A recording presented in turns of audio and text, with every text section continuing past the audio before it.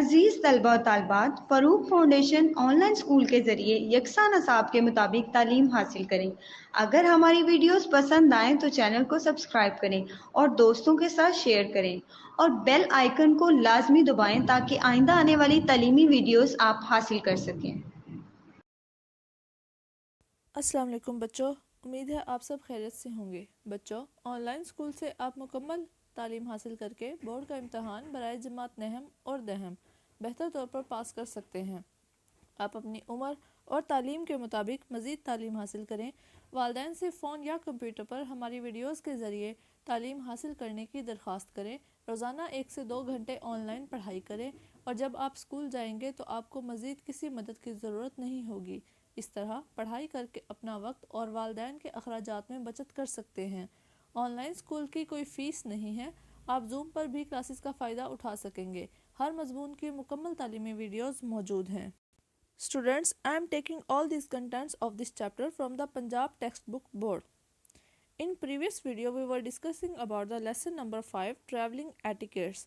First of all, I am giving you some brief introduction about this chapter or traveling etiquettes. In this world full of annoying travelers, it takes a special talent to not sit on the airplane seat thinking it to be your personal sofa or stand in a queue without bugging the person in front of you.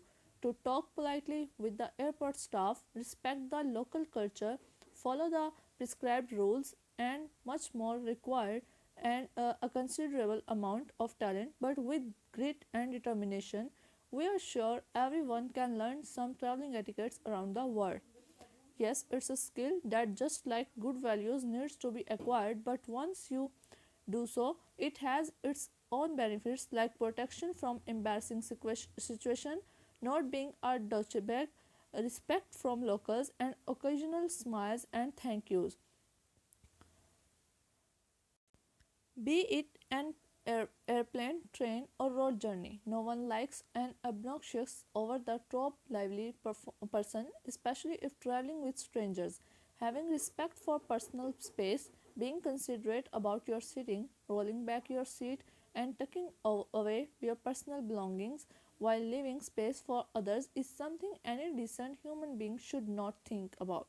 It is also considered nice if you make polite conversation with your fellow traveler before asking for a favor like a change of seats so as to avoid any awkwardness.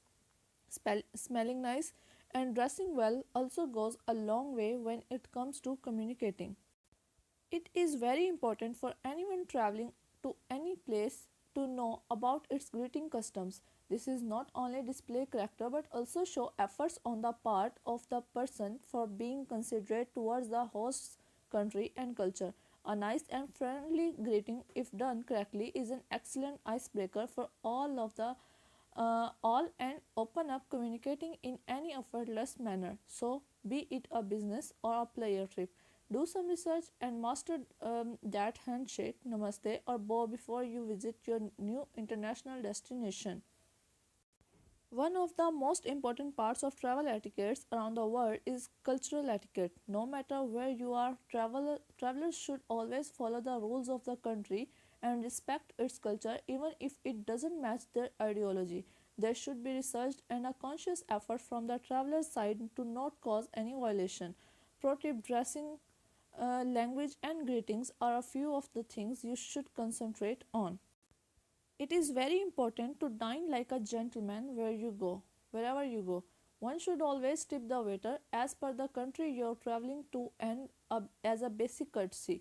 Always ask to pick up the check unless you're invited. Splitting the bill is also a viable option, but never ever ask for a separate bill. Also, do a thorough research about the cuisine that you are going to indulge in, since everything that you might want might not be available there. Usually, every country has certain food items that are banned, and it is only sensible for you to know about them before you go on demanding them like it's your own hometown. Most of the controversial and important travel etiquette around the world are related to dressing. Usually, each country has its own set of rules for men and women, and they are expected to be followed by foreign tourists as well. Whether they like or it not. So before you go out in that skimpy outfit or that inappropriate shorts, note that while it may be totally fine to wear it in your country, your traveling destination may not support it. Also, places of worship or a formal meeting might require a certain dress code in certain places. Therefore, it is recommended you do a thorough research of your country and its setting before you set out. Adhering or modifying your outfit as per the locals is usually the best policy. So student, this is all about the introduction of this chapter. Now we move on to the exercise of this chapter. First question A. Match the following words with illustrations. मुंदरजा झेल अल्फाज को तस्वीर के साथ मिलाएं. अल्फाज हैं get off, get on, stand up and sit down. तो बेटा जब हम इसको लेते हैं गेट ऑफ को, तो देखें ये बच्चा जो है ये नीचे उतर रहा है, तो इसको गेट ऑफ के साथ मिलाया हुआ है. गेट ऑन ऊपर चढ़ना, गेट ऑन मतलब ऊपर चढ़ना. तो देखें इस पिक्चर के अंदर बच्चे जो हैं वो ऊपर चढ़ रहे हैं, तो हम इसको इससे मिला देंगे. स्टैंड अप खड़े होना, तो ये वाली पिक्चर जो है इसके अंदर बच्चे जो हैं वो क्या खड़े हुए हैं. सिट डाउन बैठे होना, तो ये सामने वाली जो पिक्चर है इसके अंदर लोग बैठे हुए हैं. ठीक है, तो ये जो चारों पिक्स हैं इन चारों वर्ड्स के साथ मिला दी गई हैं. फर्स्ट वन गेट ऑफ नीचे उतरना, देखें इस पिक्चर के अंदर बच्चा जो है वो नीचे उतर रहा है. सेकंड है गेट ऑन ऊपर चढ़ना, तो इस वाली पिक्चर के अंदर बच्चे जो हैं लाइन बनाकर बस के ऊपर चढ़ रहे हैं. स्टैंड अप खड़े होना, तो इस पिक्चर के अंदर जो स्टूडेंट्स हैं वो खड़े हुए हैं. सिट डाउन नीचे बैठना, तो इस पिक्चर के अंदर लोग बैठे हुए हैं. Next question B. Use these words in sentences of your own. इन वर्ड्स को सेंटेंसेस के अंदर कन्वर्ट करना है. First one is get off. Get off होता है बस से उतरना, तो अगर हम इसको सेंटेंस में कन्वर्ट करें तो कुछ ऐसे होगा. It is good manner to say thank you as you get off. मैं दोबारा रिपीट कर रही हूँ. It is good manner to say thank you as you get off. ये बहुत अदब की बात होती है कि जब आप बस से उतरें तो शुक्रिया अदा करें. Second one get on. ठीक है, गेट ऑन मतलब सवार होना या चढ़ना. तो अगर हम इसका सेंटेंस बनाएं तो कुछ ऐसे होगा. It is difficult for the old people to get on the bus. It is difficult for the old people to get on the bus. बूढ़े लोगों के लिए बस पर सवार होना मुश्किल काम है. नेक्स्ट है स्टैंड अप खड़े होना. इसका सेंटेंस कुछ ऐसे बनेगा. We stand up when our teacher enters in the classroom. We stand up when our teacher enters the classroom. जब हमारे उस्ताद कमरे में दाखिल हुए तो हम खड़े हो गए या खड़े हो जाते हैं. ठीक है. नेक्स्ट है सिट डाउन नीचे बैठना. The students sit down and listen to the teacher. The students sit down and listen to the teacher. तलबा बैठ जाते हैं और उस्ताद की बात तवज्जो से सुनते हैं. Next question reading for comprehension. इसके अंदर बेटा फर्स्ट है answer the following questions. Question answers हैं. First question what are travelling etiquettes. So the answer is travelling etiquettes means to do right thing at right time when you are on the road. What are the travelling etiquettes. सफ़री आदाब क्या हैं या उनसे क्या मुराद है. So the answer is travelling etiquettes means सफ़री आदाब से मुराद है टू डू राइट थिंग्स सही चीज़ें करना, एट राइट टाइम सही वक्त पर, when you are on the road जब आप रोड पर हों. ठीक है, यानी कि सफ़री आदाब का मतलब है दौरान सफ़र दुरुस्त काम को दुरुस्त वक्त पर करना. Next second question What things you should do while waiting for the bus or the van. बस या वैन का इंतज़ार करते हुए आपको क्या करना चाहिए. So the answer is while waiting for the bus or the van, then stay well away from the edge of the pavement. Stay well back until the van or bus has stopped. बस या van का इंतज़ार करते हुए footpath के किनारे से दूर खड़े हों. जब तक वैन या बस रुक ना जाए आप पीछे ही खड़े रहें. रिपीट कर रही हूँ बेटा मैं. While waiting for the bus और the van then stay well away from the edge of the pavement. Pavement होता है फुटपाथ. ठीक है, एज होता है किनारा. स्टे वेल बैक, पीछे रहें, until the van or bus has stopped, जब तक बस या वैन रुक नहीं जाती तब तक पीछे रहें। Next question number 3, how do you behave with driver, conductor and other passengers in a van और बस। बस या वैन में आप डायरेक्टर, कंडक्टर और दूसरे मुसाफिरों के साथ कैसा बर्ताव करते हैं। So the answer is we behave with driver, conductor and other passengers in a van और bus with respect. When we get off, we say thank you. We behave with driver, conductor and other passengers in a van or bus with respect. When we get off, we say thank you. हम van या बस में driver, conductor और दूसरे मुसाफिरों के साथ इज्जत से पेश आते हैं और जब हम नीचे उतरते हैं तो हम आपका शुक्रिया कहते हैं। Question number 4, what do you do to keep yourself safe in the bus. अपने आप को बस के अंदर महफूज रखने के लिए आप क्या करते हैं। So the answer is we stay in our seat, we hold on the hand rails if we are standing, getting ready to get off, we do not put anything or any part of our body outside the window, we do not hang out around the doorways. हम अपनी seat पर बैठे रहते हैं, अगर हम खड़े होते हैं या फिर उतरने की तैयारी कर रहे होते हैं तो हम हैंड रेल्स को पकड़ लेते हैं। हम कोई चीज़ या अपने जिस्म का कोई भी हिस्सा खिड़की से बाहर नहीं निकालते, हम दरवाजे की तरफ या बाहर की जानिब नहीं लटकते। We stay in our seat, we hold on to the handrails if we are standing, getting ready to get off, we do not put anything or any part of our body outside the window, we do not hang out around the doorways. Next question, what might happen if you don't show patience while getting off the bus? बस से नीचे उतरते वक्त अगर आप सब्र का मुजाहिरा ना करें तो क्या हो सकता है। So the answer is if we do not show patience while getting off the bus we may face any mishap. Bus से उतरते वक्त अगर हम सब्र का मुजाहिरा ना करें तो हम किसी भी हादसे का शिकार हो सकते हैं। मिसहैप हादसा, पेशेंस सब्र, फेस सामना। Next question B, here are some road signs to learn. Can you write the correct message under each sign from the given list? यहाँ सीखने के लिए सड़क पर ट्रैफिक के लिए कुछ अलामात हैं। क्या आप दी गई लिस्ट से हर अलामत के नीचे दुरुस्त पैगाम लिख सकते हैं कि ये किस चीज़ का निशान है। फर्स्ट वन बेटा देखें, इसके अंदर साइकिल बनी हुई है तो ये है पाथ फॉर साइकिलिस्ट। यहाँ पर क्या आएगा, पाथ फॉर साइकिलिस्ट। ये निशान तब बनता है या उस जगह पर लगाया जाता है जहाँ पर साइकिल सवारों के लिए रास्ता होता है। ठीक है।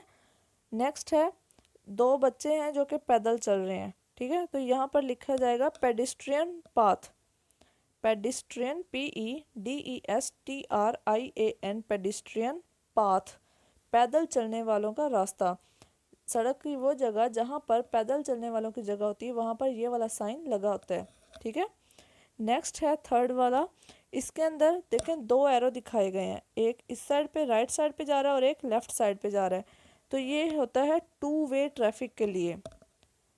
टू वे ट्रैफिक क्या होती है, दो तरफा ट्रैफिक, यानी कि एक सड़क है उसको दो हिस्सों में तकसीम कर दिया जाता है। ये जो सेंटर वाली लाइंस लगाई गई हैं इन लाइंस के ज़रिए, और उसके दोनों साइड पे ट्रैफिक चल रही होती है, एक लेफ़्ट साइड पे जा रही होती है, दूसरी राइट साइड की तरफ जा रही होती है। तो इसको कहते हैं टू वे ट्रैफिक।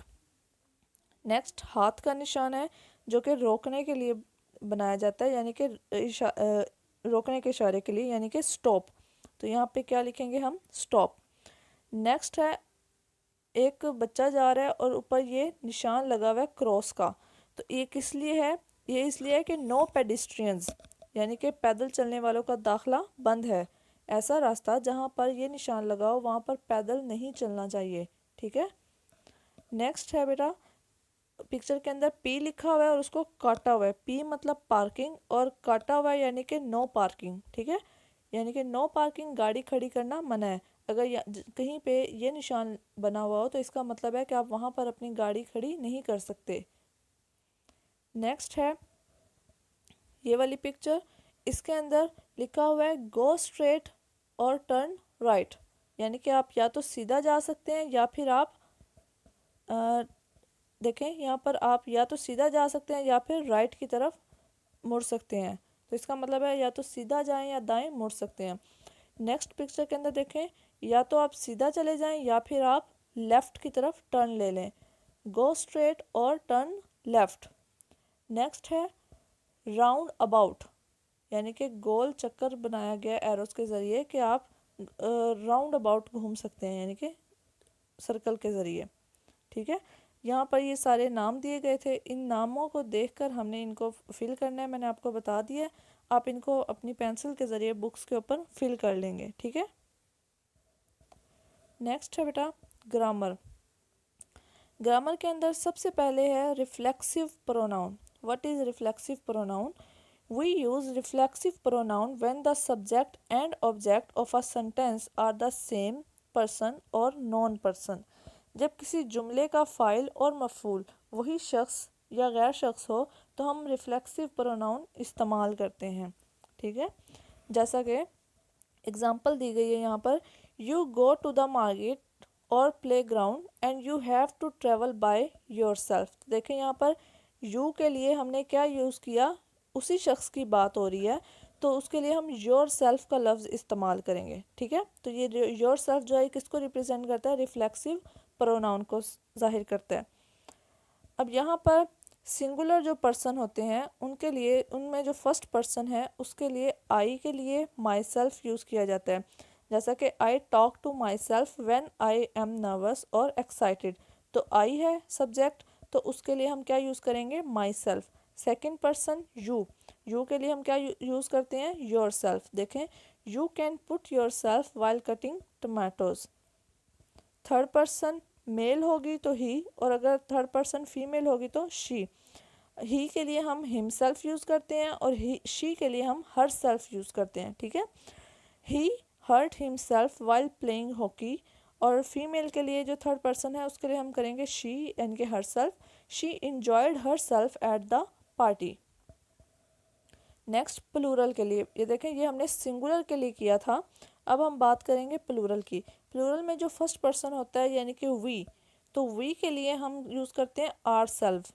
ठीक है, हम, हमारा। We blame ourself for the result of the election. Second person है यू, यू के लिए हम क्या यूज़ करेंगे? Yourselves. यहाँ पर क्या यूज़ करेंगे? Yourselves. You helped yourselves to more ice cream. Third person they, they के लिए हम क्या यूज़ करेंगे बेटा? Themselves. They believed in themselves. Next a question related to the grammar. Choose the correct reflexive pronoun from the list given below to fill in the blanks in the following sentences। यहाँ पर जो list के अंदर हमें reflexive pronoun दिए गए हैं उनमें से सिलेक्ट करना है और ब्लैंक्स को फिल करना है। ठीक है, जैसे कि ये सारे के सारे क्या दिए गए हैं? रिफ्लेक्सिव प्रोनाउन दिए गए, इनको देखते हुए हमने इनको फिल इन द ब्लैंक्स को फिल करना है। मैं यहाँ पर नंबरिंग देती जाऊँगी, आप लिखते जाइएगा। फर्स्ट वन है राहील मेड दिस टी शर्ट, तो यहाँ पर क्या आएगा? हिमसेल्फ, क्योंकि देखें राहील क्या है? थर्ड पर्सन में मेल है, तो यहाँ पर क्या आएगा? राहील लड़का है तो इसके लिए आएगा हिमसेल्फ। ये मैंने वन लिख दिया यहाँ पे। Second, Lubna did the homework, यहाँ पर क्या आएगा? हर सेल्फ, क्योंकि लुबना क्या है? लड़की है। शी यानी कि थर्ड पर्सन, तो इसके अंदर हम क्या लिखेंगे? हर सेल्फ, तो यहाँ पर हम second. Third, we helped dash to some desserts at the party, we के साथ क्या आता है बेटा? आर सेल्व्स आता है, तो हम यहाँ पर क्या लिखेंगे? आर सेल्व, थर्ड वाला। ठीक है, next fourth one, Iman did you take the photo all by dash, तो यहाँ पर क्या आएगा? ईमान यानी कि उस लड़की की खुद से बात हो रही है, तो यहाँ पर क्या आएगा? Your self. ठीक है, सिंगुलर है ना, तो यहाँ पर एक लड़की है तो your self. Fifth one, I wrote this poem, मैंने ये पोइम लिखी, आगे क्या आएगा? माई सेल्फ, क्योंकि आई के लिए क्या यूज़ किया जाता है बेटा? आई के लिए माई सेल्फ यूज़ किया जाता है, तो ये फिफ्थ वाला माई सेल्फ।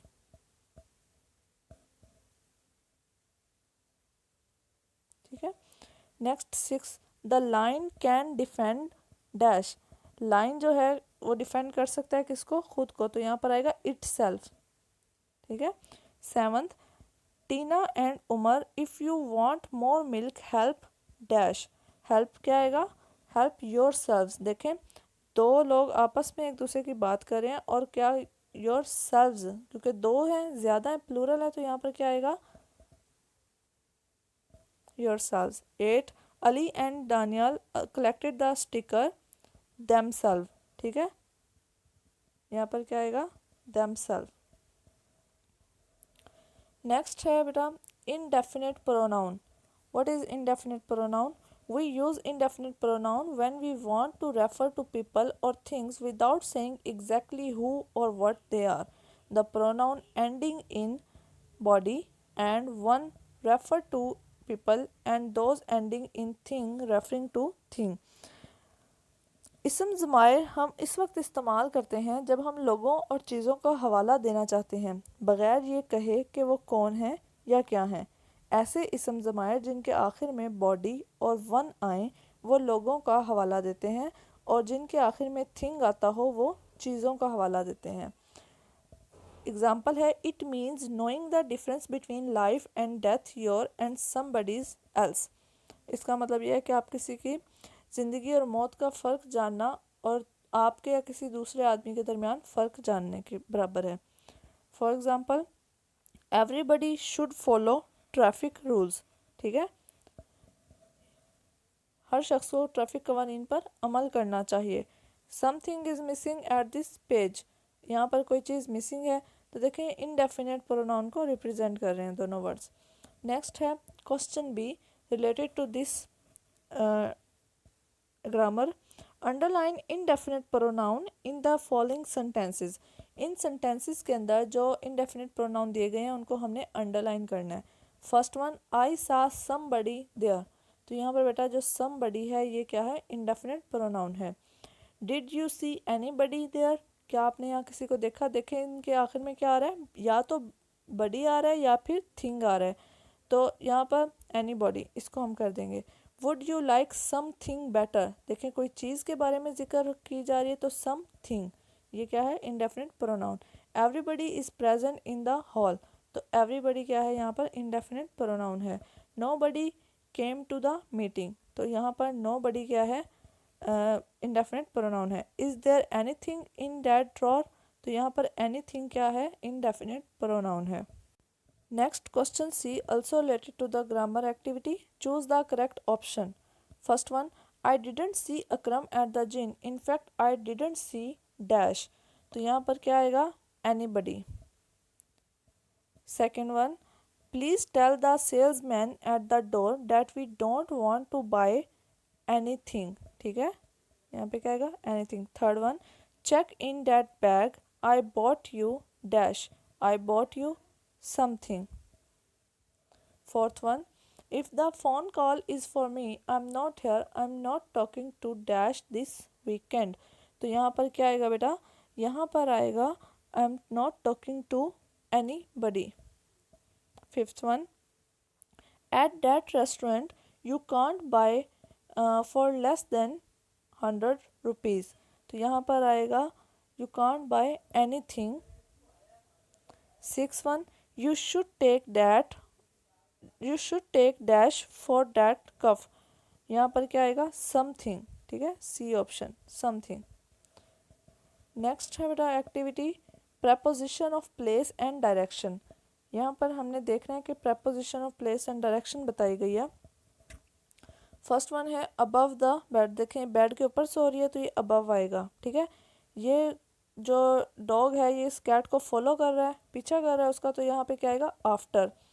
ये जो है लड़की ये क्या है दरमियान में खड़ी है, यानी कि बिटवीन, दो लोगों के दरमियान में। अमंग, अमंग क्या होता है ज़्यादा लोगों के दरमियान। ठीक है, बिटवीन होता है दो लोगों के दरमियान या दो चीज़ों के दरमियान। बिहाइंड, देखें सूरज जो है ये क्लाउड्स के पीछे है, सन जो है, तो इस वजह से इसको क्या कहेंगे बिहाइंड। अंडर, ये कैट जो है ये इस ट्री के अंडर नीचे है। इन फ्रंट ऑफ, ये ट्री इस हाउस के सामने है तो हम इसको क्या कहेंगे इन फ्रंट ऑफ। ऑपोजिट, ऑपोजिट क्या होता है उल्ट। ठीक है, यानी कि ऑपोजिट हैं एक दूसरे के। नेक्स्ट है ऊपर जा रहे हैं ये लोग, तो ये क्या है up. D question, fill in the blanks with correct preposition. हमने इस मतलब के ब्लैंक को फिल करना है करेक्ट प्रेपोजिशन लगाकर। The picture hangs dash my head, तो यहाँ पर क्या आएगा, अबव माई हेड। यहाँ पर क्या आएगा बेटा, above my head. Second one, the sun is dash the clouds, तो यहाँ पर क्या आएगा, the sun is behind the cloud. Third one, the dog ran after the cat, यहाँ पर क्या आएगा, आफ्टर द कैट। अभी हमने पिक्चर में देखा ना कि आफ्टर आएगा, ठीक है। Next, I distributed candies among the children, ठीक है। ये देखें कैंडीज डिस्ट्रीब्यूट की जा रही हैं बच्चों के दरमियान, तो यहाँ पे ज़्यादा बच्चे हैं तो क्या आएगा, among the children. Next fifth one, the cat is under the tree, बिल्ली कहाँ थी, दरख्त के नीचे थी, तो यहाँ अंडर आएगा। Six one, our house is dash a big tree, our house is in front of a big tree, एक बड़े दरख्त के सामने है। Seventh, they went dash the mountain, they went up the mountain, यहाँ पे क्या आएगा, अप आएगा। Eighth one, the field is opposite the houses, खेत जो हैं वो घर के ऑपोजिट साइड पे हैं। सारा is dash her cousins, between her cousins, ठीक है। ये लड़की देख रहे थे ना यहाँ पिक्चर में, सारा क्या है, अपने कजन्स के दरमियान में है। Next question E, look at the map and locate the direction, इस मैप को देखें और डायरेक्शंस आपने लोकेट करनी है कि कौन सी कहाँ पे है। तो हम देखते हैं, the library is dash the departmental store, library कहाँ पर है, लाइब्रेरी है 1 block away from the departmental store. देखें ज़रा, ये लाइब्रेरी है और एक ब्लॉक छोड़कर और डिपार्टमेंटल स्टोर के सामने है, ठीक है। Next, the railway station is dash the post office, railway station कहाँ पर है, ये रेलवे स्टेशन है और ये कहाँ पे है, इन front of the post office, post office के सामने है, ठीक है। यहाँ पे आएगा इन front of. Third one, the cafe is dash the fair street from the post office, the cafe is up, यहाँ पे क्या आएगा बेटा, अप आएगा। देखें कैफ़े क्या है, पोस्ट ऑफिस के अप ऊपर वाली साइड पे है। The bakery is on the one side of the book store while the departmental store is, यहाँ पर क्या आएगा, on the other side of the departmental store. Fifth one, the grocery store is dash the bakery, grocery store क्या है, 1 block away from the bakery. Next question F, encircle the adverb that do not belong to the group, give the reason too. हाँ जी, हमने adverb जिनका दिए गए group से कोई ताल्लुक नहीं हो उसको दायरा लगाना है और साथ में मतलब कि उसको बताना भी है कि क्यों इनसे ताल्लुक नहीं है। We have adverb of manner, place, time, frequency and degree यहाँ पर, ठीक है। जैसा कि यहाँ पे कुछ एडवर्ब बताए गए हैं कि सेफली, स्लोली और क्विकली, ये सब एक ही जगह उसके ग्रुप के एडवर्ब हैं, लेकिन यहाँ पर जो हेयर दिया गया है ये क्या है, एडवर्ब इनके साथ मैच नहीं करता, तो उन्होंने इसे सर्कल किया हुआ है, ठीक है। सो देख लेते हैं इसको, फर्स्ट वाले में क्या है, टू, वेरी, इनफ और ब्रेवली। तो इसके अंदर बेटा टू का मतलब भी ज़्यादा होता है, वेरी का मतलब और इनफ, ये तीनों सेम मीनिंग दे रहे हैं, जबकि ब्रेवली जो है ये अपोजिट है, ठीक है। नेक्स्ट है हेयर, देयर, संडे और इनसाइड। तो ये हेयर, देयर और इनसाइड जो है ये डायरेक्शन बता रहे हैं, जबकि संडे जो है इन डायरेक्शन नहीं बता रहा है, इसलिए हम इसको सर्कल कर देते हैं। ऑलवेज, ऑफन, वेरी और सम टाइम, यहाँ पर ये ऑलवेज, ऑफन और सम टाइम ये क्या टाइम बता रहे हैं, सम टाइम जो है ये टाइम को रिप्रेजेंट कर रहे हैं, जबकि वेरी जो है ये इनसे रिलेटेबल नहीं है। Fourth one, yesterday, outside, tomorrow और नाइट। तो यहाँ पर बेटा जो आउटसाइड है ये आउट ऑफ द डिग्री है, क्योंकि ये यहाँ पर ये क्या कर रहे हैं, टाइम को रिप्रेजेंट कर रहे हैं, जबकि आउटसाइड जो है ये रिप्रेजेंट नहीं कर रहा। Fifth one, cleverly, always, beautifully, angrily. तो यहाँ पर ऑलवेज जो है ये आउट ऑफ द कंटेस्ट है। नेक्स्ट जी क्वेश्चन के अप्रोप्रिएट एडवर्ब को यूज़ करते हुए इन ब्लैंक्स को फिल करना है। First one, T is very hot, तो यहाँ पर क्या आएगा, वेरी। सेकंड, शी सिंग्स, यहाँ पर आएगा बेटा ब्यूटीफुली, ठीक है, she sings beautifully. They will play a game, यहाँ पर क्या आएगा, सून, जल्दी खेलेंगे। Fourth one, Farida dash homes later, never came homes later. Fifth one, he is not here, ठीक है। Next H, use the key sound in the following words to choose 2 more words from your dictionary. इनको train, जैसे कि train का जो आवाज़ निकलती है, इसको आवाज़ को यूज़ करते हुए 2 और वर्ड्स बनाने हैं। तो यहाँ पर हम ट्रेन की जगह पर लिख सकते हैं मेन और रेन। स्कूल, फूल और कूल।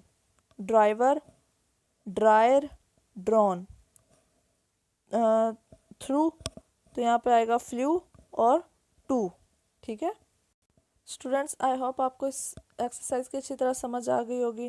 बेटा हमने यहाँ पर जितने भी वोकेबलरी, ग्रामर पोर्शन या जितनी भी एक्सरसाइज की है, आपने उसको अच्छी तरह से लर्न करना है, होमवर्क में उसकी प्रैक्टिस करनी है, ठीक है, ताकि आपकी तैयारी अच्छी तरह हो सके। बच्चों, अगर आपको हमारी वीडियोस पसंद आए तो चैनल को लाइक और सब्सक्राइब करें ताकि आप आने वाली हर वीडियो से आगाह रह सकें। शुक्रिया।